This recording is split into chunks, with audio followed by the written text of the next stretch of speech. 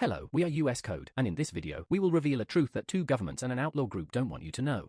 As we have always made clear, we are a group of software engineers from various parts of the world, and after this video, we could be persecuted by these organized crime groups or these governments, which is why we must not reveal our identities. In this video, we will talk about the indiscriminate manipulation the system has carried out with the diversity, equity, and inclusion framework. We have been absent for a while, investigating everything we are bringing you in this video. Since we have already touched on the main topic, we must also explain how cloud systems work and highlight how dependent we all are on them today. Why? Because these two governments and this group may be planning to create the next global economic recession through massive failures in cloud services and market manipulation. Let's look at this image to see many of the activities that depend on cloud services today. So, how do cloud services work? Let's use the following example to explain it simply. You need to access your bank's app to check your account. You pick up your phone, tablet, or computer, that is, you use your device, and open your bank's app. At that moment, your device tries to access the server's DNS address or IP address directly. However, if you're in New York, the system allows you to access the system through a local server in that city, which provides the necessary files and common codes. But if the bank's headquarters are in California, the app makes requests to the central server in Los Angeles just to retrieve current data such as balances, account numbers, and other sensitive information. Now, imagine you travel to Dubai and want to check your bank account from there, just as you do in New York. The device you're using connects to the cloud in Dubai, loads common data from Dubai, and then makes a single request to Los Angeles with all the sensitive account information that the screen you're viewing in the app needs to display. This prevents the central server in LA from becoming overloaded with requests from users worldwide simultaneously. The other clouds divide the work and share the load of components required by apps across all users worldwide. This allows for things like a user in New York wanting to access the bank system, but the New York cloud is overloaded. The dispatcher checks which clouds are nearby and sees that the Boston cloud is also overloaded, but the Chicago cloud is free. This user then connects from New York to the Chicago cloud and accesses all their information without delays, just like all the other users connected to the other clouds. Now imagine that the dispatch system fails for more than 24 hours, as happened last year with AWS and Cloudflare. The bank's physical branches collapse, and if the outage continues, everyone wants to set the bank buildings on fire, even if they don't actually do it. This is what these two countries want. Stay with us, and we'll tell you how they plan to do it and why. But first, give us a like and subscribe to our channel. This will also help more software engineers know what's happening today. First, we must begin with the tool that has most facilitated their manipulation of IT companies' hiring processes, ensuring they always hire their own people over others. This tool is DEI. Diversity, equity, and inclusion. DEI is a framework for creating fair, respectful, and representative environments by fostering diversity, representation of different backgrounds, equity, fair access and treatment, and inclusion, belonging and value. This framework emerged immediately after the changes brought about by the Civil Rights Act during President Lyndon Johnson's administration in the 1960s. It was proposed following the struggles of Dr. Martin Luther King Jr. and Malcolm X, among others. This framework was created with the primary purpose of ensuring that African Americans had equal employment opportunities with whites, granting them minority representation in many public offices. Since then, the framework has expanded to include all visible minorities and has been progressively implemented in public offices, private offices, universities, and other organizations across America. These minorities have been, first and foremost, the group of women, then African Americans, Latin Americans, Native Americans, Chinese, Asians, Indians, LGBTQ+ people, people with disabilities, and people of different ages within the same offices. Having presented this historical data and a description of the framework, we must say that, since then, statistics have been manipulated to suggest that the diversity, equity, and inclusion framework has been applied effectively and appropriately.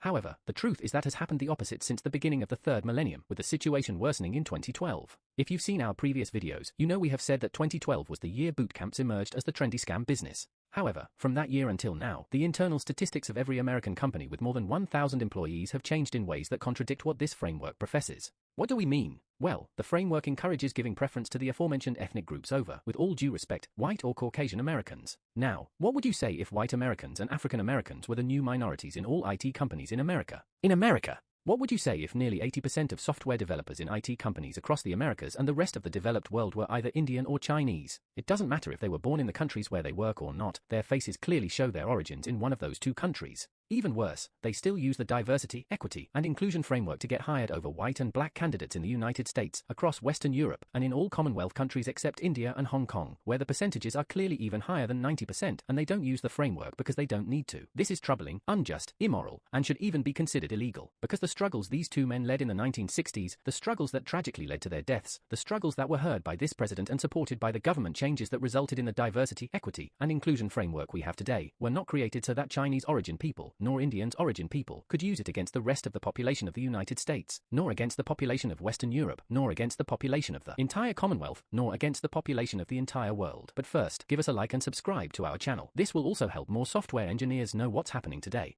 We, as the US Code Group, want to make it very clear that this should not be misinterpreted as us having anything against each individual who has benefited from this poorly implemented change that discriminates against everyone. What we are truly against are the governments and organized groups operating outside the law that manipulate and control all of this. Well, anyone, regardless of their origin, if they find a coin or bill on the ground, they pick it up.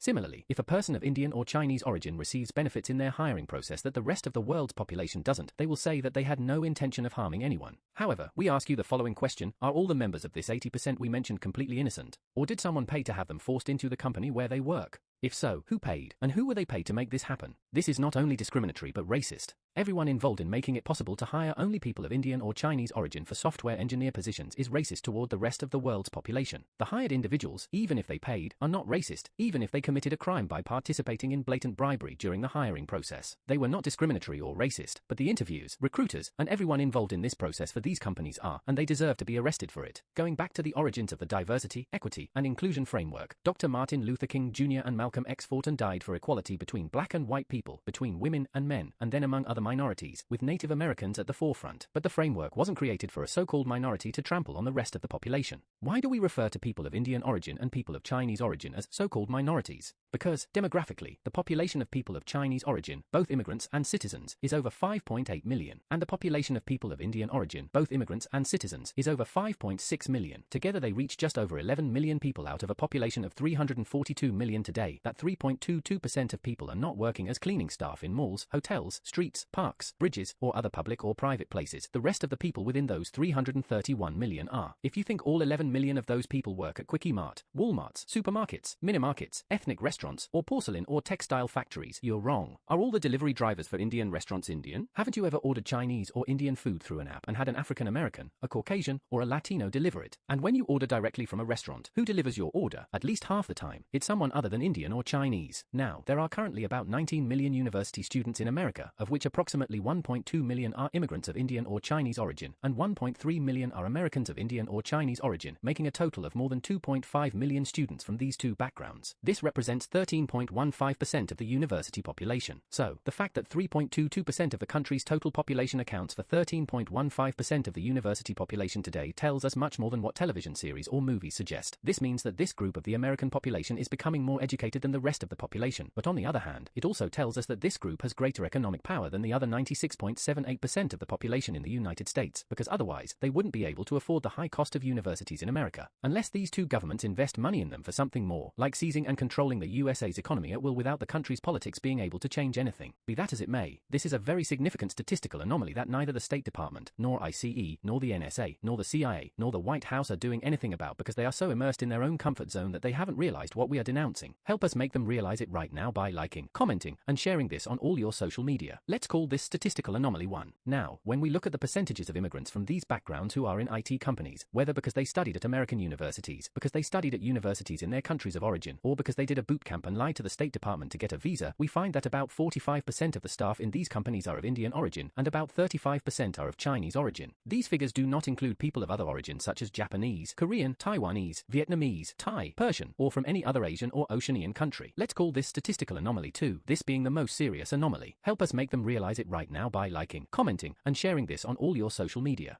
Before 2012, these figures were considerably lower. If we combined staff of Indian and Chinese origin in 2012, they did not reach 50% of all staff in IT companies. Has the existence of boot camps changed all this? What do you think? From where do boot camps schedule their candidates' interviews, answer emails, and handle calls from legal departments, as we mention in our video Manila Guy's case? So, what do you think? If this guy got into Company G as a software engineer without any problem, even though he's just a lawyer and doesn't know anything valuable about computer science, then Dr. Martin Luther King and Malcolm X fought and died for nothing. Everything our country went through in the 60s and later for equality wasn't so that organizations like these could manipulate everything against our nation from these regions. About Zubin Pratap, we have to say that if you check all his videos about computer science, let's say teaching classes, then you will find a lot of videos that explains the same with the same screenplay and were published before than his videos. Yes, we are saying that he is plagiarizing other videos and recording that by himself. We're sorry that our last two videos focused on people of this same background, but it's very characteristic that when they're given power, they always do the same thing. That's why we don't see any Walmart managers in America who aren't of Indian origin in any of the 4,500 stores nationwide, among many other things. Do you know if there is any Walmart managed by a non-Indian origin person?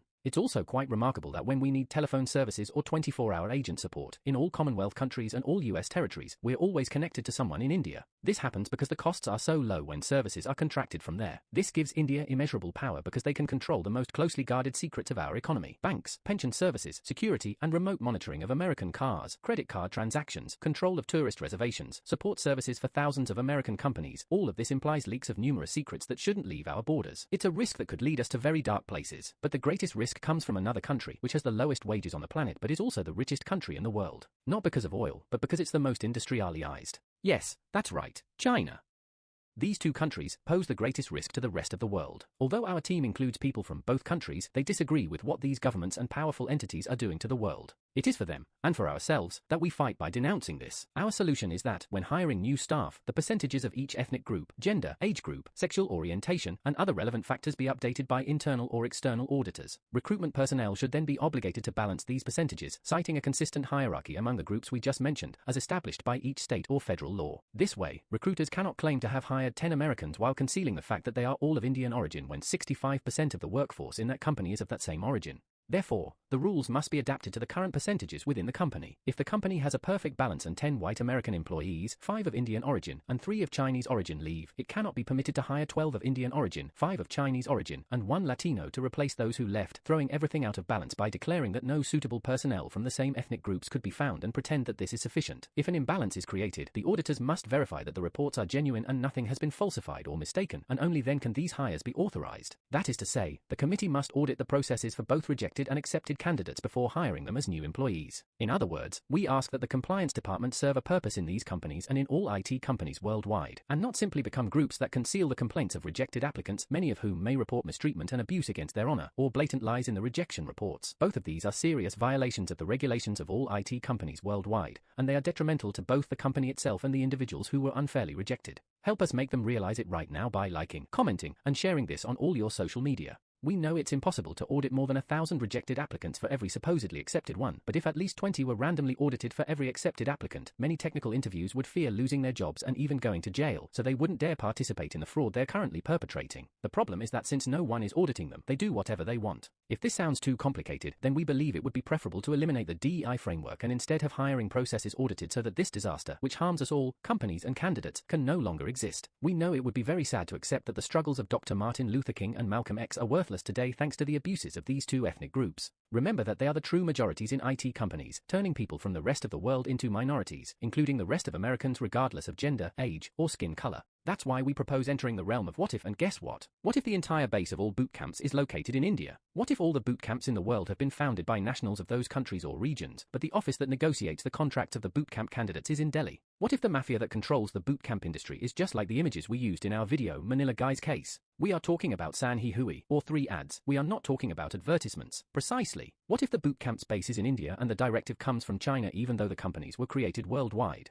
Guess what? We already know that both bootcamps and interview coaches have unlimited power to influence and include anyone who pays for their services in the companies they announce. Sometimes these candidates may have a good understanding of how to answer all the interview questions, as we've shown in these videos. But other times, they can get the job even without passing the interviews. Many of these companies are so huge that a candidate hired for the New York office might be interviewed by someone in Brazil, another engineer in Poland, and why not someone in India? 2 of these 3 interviews might reject the candidate, and only one might say he's suitable for a junior position but not a senior one. The head of recruiters can change the reports in the system, forging the reports of all 3 interviews. The lead recruiter, unaware of this, sends the false reports to the hiring committee, and this committee approves everything without either the lead recruiter or the committee noticing that the records of these reports were altered on the server. Since they aren't programmers and know nothing about the cloud, they don't notice that the log records more than one change. These reports, submitted at different times and by different users, indicate something irregular in the records and the reports themselves. No one notices because they all have Bachelor of Arts degrees or psychologist degrees, and they are ignorant of the IT services that the company they work for creates daily. In this way, anyone from a bootcamp can be hired regardless of the amount of money they paid to the bootcamp or that someone else paid on their behalf.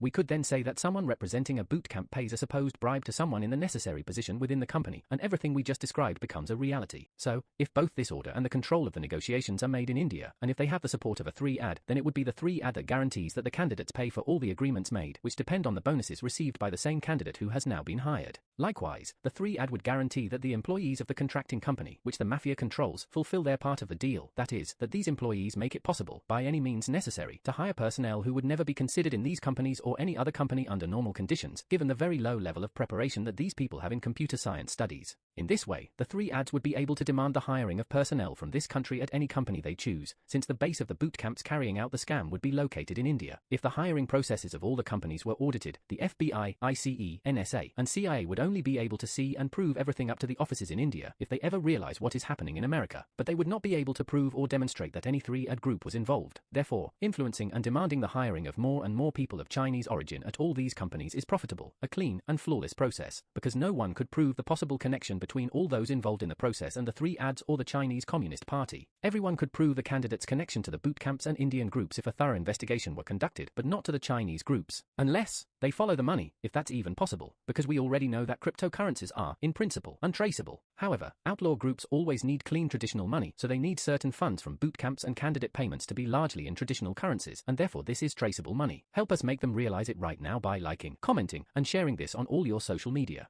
If you want to know how much money bootcamps can generate, remember that in our video The Dangers Behind Bootcamp Activities All Around the World we showed how 200 students per cohort can generate $100 million for each bootcamp. So, if there are bootcamps that advertise an average of 1,500 students per year, these bootcamps can generate up to $750 million annually and cover the costs of their services, both legal and less ethical services, for just 300 of them. Since each bootcamp's automated systems can handle more than 5,000 students connected simultaneously, they can generate much more. How? By registering bots as supposed students, the money appears in the bootcamp's accounts, but the students don't exist. This way, they can even generate 1 cohort per month, 12 cohorts per year, and advertise only 3 cohorts per year on their social media and websites. The IRS legalizes everything because they register different numbers than those published online. However, the money from at least 900 supposed students comes from an organization that needs to launder that money. They can deposit $50 million per month in transactions ranging from $5,000 to $15,000 per transaction and then generate invoices for non-existent services totaling $30 million per month, paying the same organization that initially provided those millions. The bootcamp could keep $20 million for laundering those $30 million,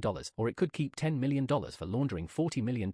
It doesn't matter. Many students may not exist and register for all the services when they don't use any, and they could be doing this just to launder money. The IRS certifies all that money as legal, but the NSA could detect the fraud. Hundreds of those students may not be real, they may not even exist. But since NSA agents haven't suspected anything, nothing happens. Like and share this video so the NSA finds out what they haven't noticed yet because they haven't stepped outside their comfort zone. Help us make them realize it right now by liking, commenting, and sharing this on all your social media. Now, in our video of Manila Guy's case, what everyone must know about all bootcamps, we showed how criminal organizations like the three ads can convince anyone to participate in a bootcamp, even paying them minimum wage in their country of residence. The organization then takes almost all of the signing bonus and the one-year bonus, trafficking the student and their family to work in the United States for a company like Company G, Company M, Company F, or Big Smile, or for a similar company in another country, where they still have to hand over almost 100% of their bonuses. Do you remember who we identified as potential representatives of this criminal organization when we warned against letting this person send someone else to collect the money they'll demand if you take these bootcamp courses? Why specifically them? Let us know in the comments. Now, as we mentioned earlier, the hiring of new personnel since 2012 has been shifting in terms of the demographic differences in the origins of each hire, leveraging the diversity, equity, and inclusion (DEI) framework. How? Through the emergence, manipulation, and trafficking of both legal and potentially illegal activities within bootcamps. This has led to an increase in the number of personnel of Indian and Chinese origin in IT companies across the Americas and throughout Europe and the Commonwealth. As we have already shown, approximately 80% of IT company employees are of Indian or Chinese origin. Given that the entire bootcamp industry may be managed from India, it has potential links to Chinese three ads. They can get thousands of people from IC backgrounds hired in 2 months, even in cases where a company's initial plans were to hire 5 people for a specific position, and then 8 or 10 bootcamp candidates arrive along with another 1,000 professional candidates who do meet all the requirements for that same job. They then extended the vacancy to hire the 10 bootcamp candidates and leave out all the other 1,000, even though they performed better in interviews than those from the bootcamp. They hire these 10 and work magic within the internal statistics. Why do we mention statistics? Because even though 7 of these 10 are of Indian origin, some reports state that they hired 7 people of Indian origin and 3 of Chinese origin.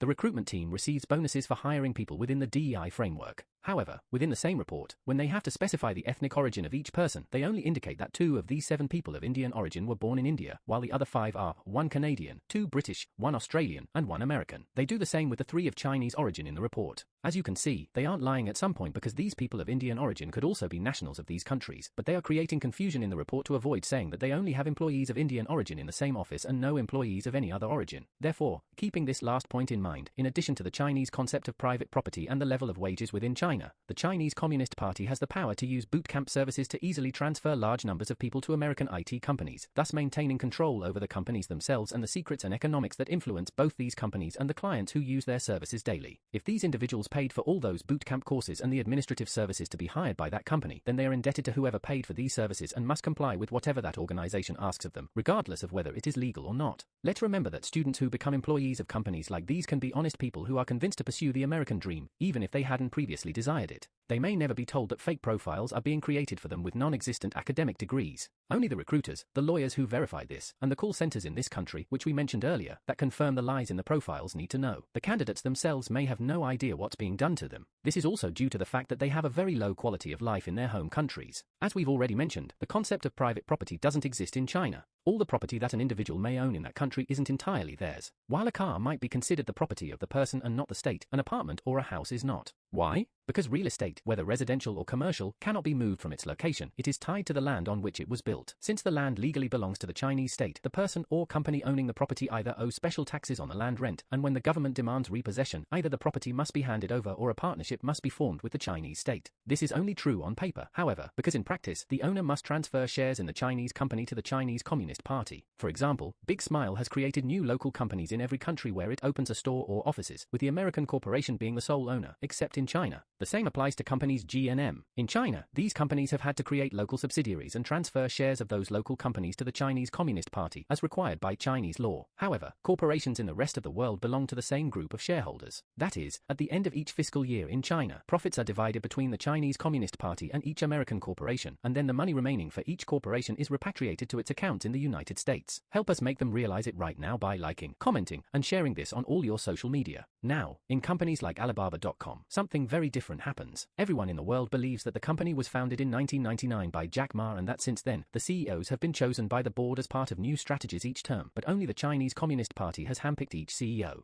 Therefore, the CEOs have been other politicians who got there by currying favor with the Chinese Communist Party because they are the only ones who hold power in that company, as in the entire country. They are also the ones who established that the salaries of the Chinese population range between 1650 and 2740 yuan per month depending on the region. Converted to US dollars, this is equivalent to a range between $227 and $378 per month. Furthermore, the Chinese Communist Party decides where each family lives and who their neighbors are, where they buy their groceries and at what price, thus enabling the Chinese Communist Party to be the most powerful capitalist corporation in the world. This is not a governing party like in the rest of the world, but a company that takes everything it wants and at the same time can imprison and disappear whomever it wishes simply because the party feels like it. That's why organizations like the Three Ads, along with questionable governments and businesses like those in these countries, have found this business a perfect fit when they encounter bootcamps and the structure we've described previously. Now, it's being reported that the method used to bring undocumented immigrants from this region involves issuing Hong Kong passports to facilitate visa applications from American embassies in the area. Furthermore, anyone with this passport can live in any Commonwealth country, just like a Western European in any European Union country. They simply need to apply for immigration permission, and their residency is guaranteed simply by possessing a Commonwealth passport. Since the issuance of these passports is under the control of the island's government, which in turn is under the control of the Beijing government, you know the rest.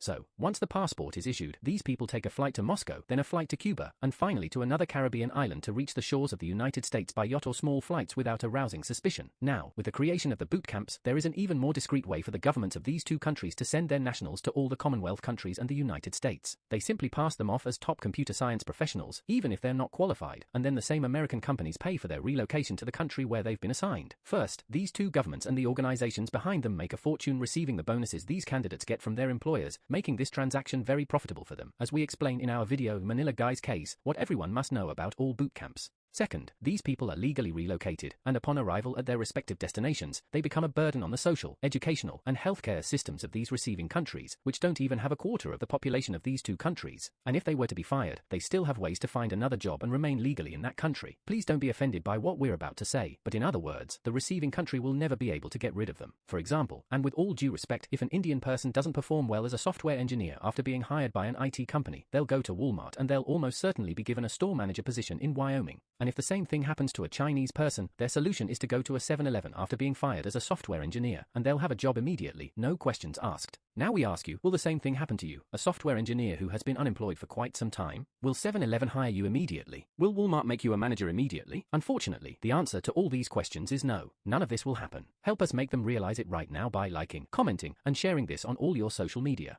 Now, we ask you the following with great seriousness and concern. We already know how easy it is for these organizations to manipulate American companies into hiring whomever they want. Is it possible that these two nations want to manipulate the rest of the world's economy and that they are taking advantage of the fact that employees of the largest cloud business companies generate errors because they are not prepared for the positions they have been given? Given the high probability that the AWS and Cloudflare outages last year were a planned sabotage to test and evaluate the effects or consequences of such an event occurring globally, then we're not talking about a supposition but something highly likely to be happening in all American IT companies right now. This is very worrying and should alarm everyone because the consequences of this happening will be catastrophic for every country in the world except two. Guess which ones? Exactly, these two. How so? Let's imagine the following scenario. As we already know, the most powerful currencies in the world are the Kuwaiti dinar, Bahraini dinar, Omani rial, Jordanian dinar, Gibraltar pound, British pound, Falkland Islands pound, Swiss franc, Cayman Islands dollar, euro, and US dollar, in that strict order. As you can see, neither the Chinese yen nor the Indian rupee are on the list.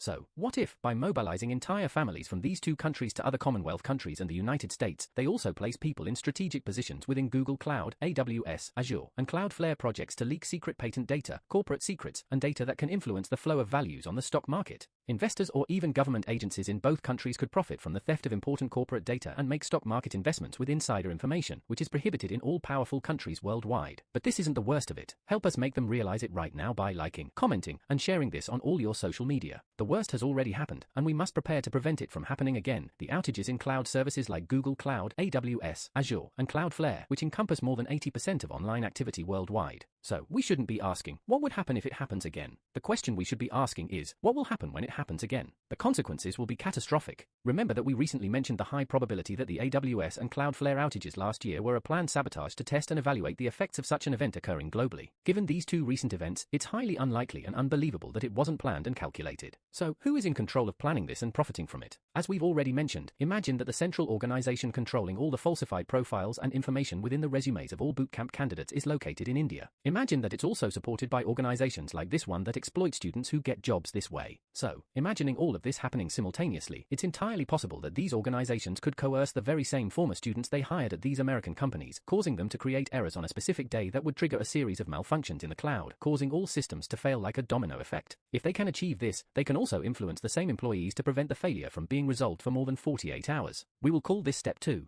So, what would this lead to? Immediately, cloud service companies would have to cover the losses incurred by all their customers. 12 or 24 hours is one thing, more than 2 days is another. The losses would be catastrophic for all their customers, and the lawsuits could bankrupt all the American companies that experience such prolonged cloud outages. Lives will be lost because much information transmitted between hospitals, such as medical records, will be inaccessible due to these failures. Billions of people will be unable to access their bank accounts for days, so neither electronic nor cash payments will be possible because more than 90% of people with bank accounts will not have enough cash to complete all their transactions with just the cash they had before the cloud failure. Let's take the following example. If this happens on payday, no company will be able to pay because their money is digital, and no country has enough physical cash for its entire population. So, imagine a company like Walmart, which we've already mentioned in this video and the previous one, with an effect like the one we're reporting, which can happen at any time. If this occurs on payday, Walmart wouldn't have enough cash on hand to pay all its employees, nor to pay the suppliers of all the products that are running out in stores. After the first 24 hours, the stock prices of all companies that rely on cloud-based services will plummet. Other companies, even those that don't depend on cloud services, will also fall as a consequence of a domino effect within the economic system, as happens in all recessions. We will call this step 3. The stock market indicators Nasdaq, Dow Jones, Nikkei in Japan, and FTSE 100 in the UK will plummet to nothing. Then the indices of Europe and the rest of the world will fall in the same way, except, guess which ones?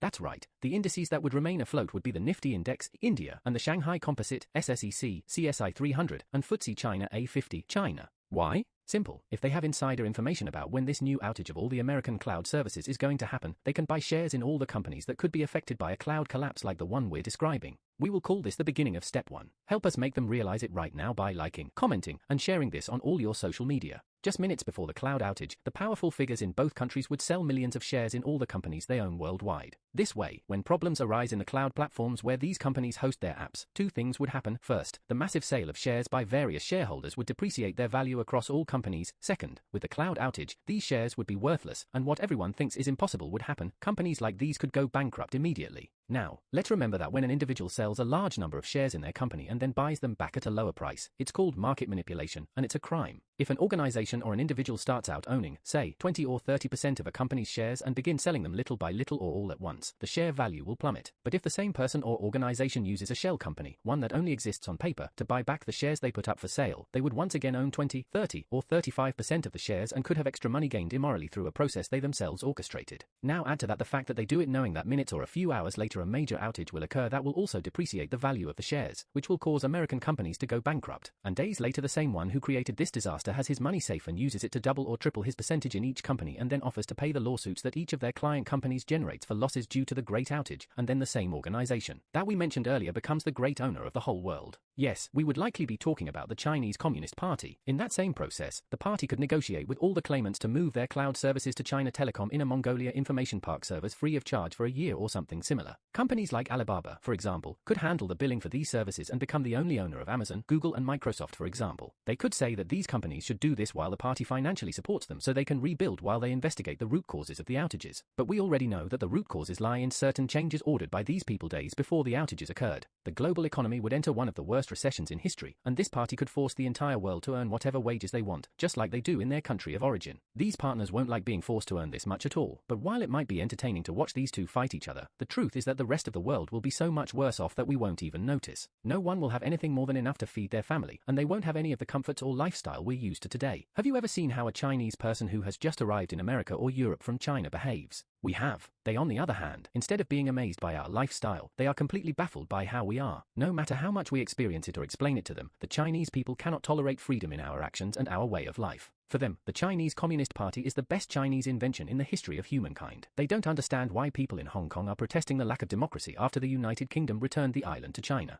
And no matter how much we try to explain it to them, they won't tolerate our point of view, but they won't tell you that with words, their facial expressions will. Maybe if they live in our countries for a year, their perspective changes. But if we start to live in that kind of darkness for the reasons we have explained right now, we won't ever recover because the Chinese Communist Party would be the owner of our countries. For that reason, the possibility of the Chinese Communist Party becoming the world's dominant power will become our worst nightmare. Our use of Chinese cloud services will open the possibility for that government to know all the world's secrets and use them for its own benefit at any time. What Snowden leaked will be insignificant compared to the intentions this party may have for us from now on. No one will ever be free if this happens. The world's cities will suffer monumental looting because people will starve, and the same party that forces its women to abort any children they conceive if they already have one will not care about what happens in the rest of the world. They will force the entire world to kneel before them and nothing else. If you believe it won't happen, you are free to believe it now, but once it does, you will not even know that the word freedom ever existed. If you think that the existence of bootcamps today prevents this from happening, there's something we forgot to mention that you should know. We already touched on this in this video about the real scam of AlgoExpert.io, where we mentioned the case of user Tolgadu, who reported in this Medium.com article that the AlgoExpert team didn't provide the mock interviews he paid for. We explained in that video that since Tolgadu had just finished his master's degree in computer science back in that time, all the appointments he had scheduled for the mock interviews were cancelled.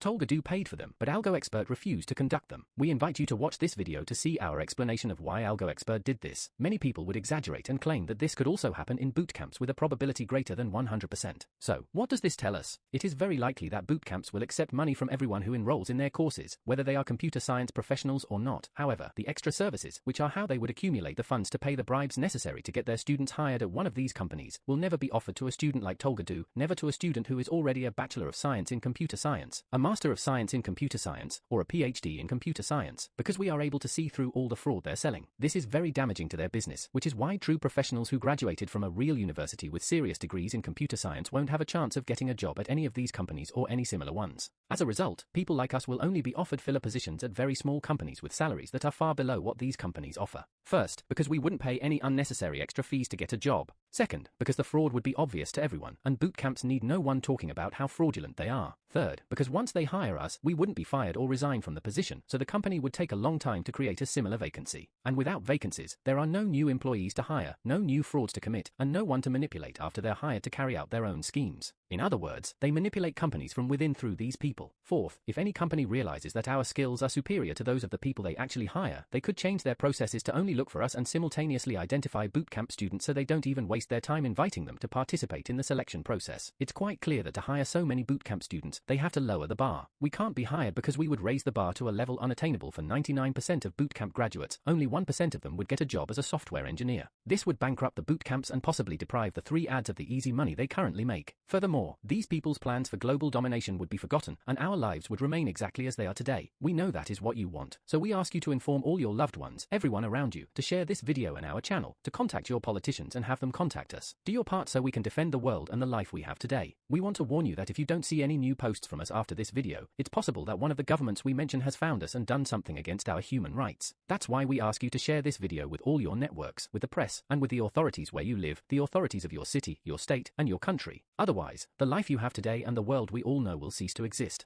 We want to protect you, we know how to do it. You, who know how to contact the press or your leaders, tell them to contact us, and we will change this for the better. Nobody wants what they want. You know we're right when we say all of this is possible. And just like this house was being run by Chinese people in the middle of Las Vegas with new strains of COVID, the Black Death, and other biological diseases in January 2026, and another warehouse in 2023, with Zhu Jiabei as the owner of both sites, a person protected by the Chinese Communist Party. What we're telling you in this video could be happening in the same way. Now, give us a like, share our videos on your social media, subscribe to our channel, and follow all our 2026 tips. This will also help more software engineers, recruiters, and interviews understand what's happening today.